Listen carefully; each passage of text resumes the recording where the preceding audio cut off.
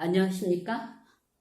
인생의 가성비를 높이는 영차TV 첫 방송을 시작하겠습니다. 제 방송의 주제는 건강, 일상사, 독서, 드라마 등에 관한 주제를 가지고 여러분과 소통하는 채널을 만들고자 합니다. 오늘은 첫 방송이니만큼 여러분에게 건강에 관한 꿀팁을 하나 드리고자 합니다.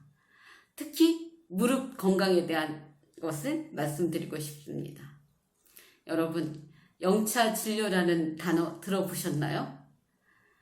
예, 영차 진료라는 것은 자신의 몸에서 나오는 자정 능력을 말하는 것입니다. 인간은 한번 태어나서 흙으로 돌아갈 때까지 병원 신세를 지게 됩니다. 병원에서 MRI까지 다 찍었는데도 별 증상이 나타나지 않는다면 우린 죽을 병에 걸린 건 아니니 자기 몸에서 나오는 영차 진료의 자정 능력을 기대하셔도 좋을 것 같습니다. 여러분, 저 갱년기, 특히 중년에 접어들면 몸에서 여러 가지 증상들이 나타나게 되죠. 우선 여자분들 같으면 얼굴이 홍조가 된다든가 심장이 두근거린다든가 골다공증 같은 것이 오게 되기도 합니다. 그런데요, 저 무릎 같은 것도 아파오기 시작합니다. 저의 경우를 한번 말씀드려 보겠습니다. 제가 매일 아침 운동장을 10바퀴씩 뛰었는데 그날은 한 바퀴도 뛰지 못하고 무릎 안쪽 오금이 당겨서 그냥 집으로 돌아왔습니다. 그 이후로 무릎이 아파서 한 발자국도 걷기가 힘들고, 그래서 저 동네 한의원, 병원, 대학병원까지 가서 정형외과 교수님마다 진료를 받았습니다. 그런 세월이 6년입니다. 제가 무릎이 아프니까 어디 외출할 때도 주변에 엘리베이터가 없나? 에스컬레이터가 없나? 눈을 둥그렇게 뜨고 찾아보기 시작했고, 그것만 이용하니까 한 달 만에 체중이 무려 8kg가 불어났습니다.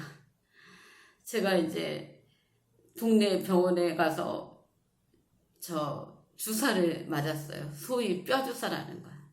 처음 일주일은 효과가 있었습니다. 그 두 번째 맞았을 때는 3일밖에 효과가 가지 않았습니다. 세 번째 가서 맞으려 했더니 더 이상은 뼈 주사를 놔줄 수가 없다고 했습니다. 그래서 너무 실망해서 집으로 이제 돌아와서 그 다음부터는 이제 서울대학병원에 그 정형외과 교수님마다 다 보게 됐습니다. 그렇지만 저의 무릎은 낫지 않았고 그 교수님들 하시는 말씀이 체중을 좀 줄이면 무릎에 도움이 된다라고만 했습니다. 근데 당장 저 몸이 괴로우니 입맛도 떨어져서 뭐 먹지도 못하고, 그리고 한 발짝도 걷기 힘드니 외출할 때면 에스컬레이터하고 엘리베이터만 이용했습니다. 그러다 보니 한 달 만에 체중이 무려 8kg나 불어났습니다. 악순환이 반복이 된 것이죠. 전 너무너무 실망을 했고, 그런데 제가 이제 내가 나이가 들었으니 그런가 보다 하고 내 몸에서 나오는 자정 능력을 좀 믿고 노력을 했더라면 그렇게 많은 세월을 헛되이 보내지 않았을 거라는 생각이 들었습니다. 저는 현대의학의 도움을 받았지만 결국은 낫지 못했습니다. 그래서 어떤 교수님하고 상의하니까 저 재활의학과를 가보라고 했습니다. 재활의학과의 교수님이 하시는 말씀이 CT상에서 당신 그 무릎뼈가 무릎을 쿡쿡 찌르고 다니니 내가 처방해준 약 2주치를 먹고도 낫지 않으면 무릎을 수술해야 한다고 했습니다. 전 너무나 고민을 했죠. 내가 아직 노인이 될 나이는 아닌데 내가 벌써 무릎을 수술해야 하다니. 많은 고민을 하고 하던 중에 어느 날 생각이 퍼뜩 드는 생각이 들었습니다. 제가 10여 년 전에 노르웨이라는 곳에 갔습니다. 노르웨이는 환경적으로도 혜택을 받은 곳이었지만 사람들이 죄다 건강했고 특히 노인들이요 아주 활기찼습니다. 그런데 그 노인들이 양손에 그 스틱을 짚고 전부 다 활기차게 워킹하는 것이었습니다. 허리가 구부러진 노인을 보지 못했습니다. 그래서 노르웨이는 환경적으로 혜택을 받았고 그래서 이분들이 몸에 좋은 건강식품 스칼렌 같은 거를 먹어서 참 건강하고 허리가 구부러진 노인들이 없구나 라고 생각을 했지만 제가 막상 아파보니 그 노르웨이 노인들이 생각이 났습니다. 그 노르웨이 노인들은 전부 다 노르딕 스틱이라고요. 스키 선수들이 사용하는 스틱 같은 거 있잖아요. 그거를 가슴 높이까지 양손에 짚고 활기차게 걸어 다니시는 것이었습니다. 그래, 맞아. 저는 그 다음 날부터 등산용 스틱을 키를 높여서 가슴 높이까지 하고 집 앞에 얕은 야산 그리고 출퇴근할 때도 그 스틱을 짚고 다녔습니다.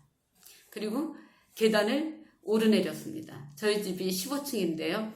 계단을 저 내려갈 때도 짚고 난간을 잡고 내려가고 올라올 때도 난간을 잡고 올라오기 시작했습니다. 무릎이 아픈 사람이 난간을 짚지 않는다는 건 안 됩니다. 어떤 분들은 그렇게 말씀하시죠. 계단을 올라가는 건 좋지만 내려가는 건 안 된다. 그렇지만 저는 내려갈 때도 난간을 잡고 내려가고 올라올 때도 난간을 잡고 올라왔습니다. 그랬더니요. 이 무릎에 근력이 생기기 시작했습니다. 그 운동 시작한 지 한 달 만에 1kg가 줄고 점점점 그 체중이 줄더니 2년 만에 아프기 전에 정상적인 체중으로 돌아왔습니다.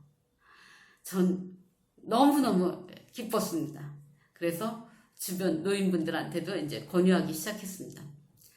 그런데 그 노인분들이 말씀하시기를 내가 지팡이를 짚고 다니면 주변 사람을 근심 걱정시킨다라고 했지만 내 몸이 아픈데 무슨 체면이 중요합니까? 예? 그리고 어떤 노인들은 스틱을 아주 낮게 잡고 허리를 구부리고 걸으십니다. 그런데 절대로 한쪽에만 짚으면 안 됩니다. 체중이 한쪽으로만 쏠려서 몸의 균형이 맞지 않습니다. 그리고 스틱을 가슴 높이까지 올려야만 허리가 굽어지지 않습니다. 여러분들 한번 자기 자신의 몸에서 나오는 자정 능력, 영차 진료의 능력을 믿고 한번 노력해 보시기 바랍니다. 여러분도 반드시 도움을 얻으시리라 생각합니다. 다음에는 더 좋은 주제를 가지고 여러분과 소통하는 채널을 만들겠습니다. 감사합니다.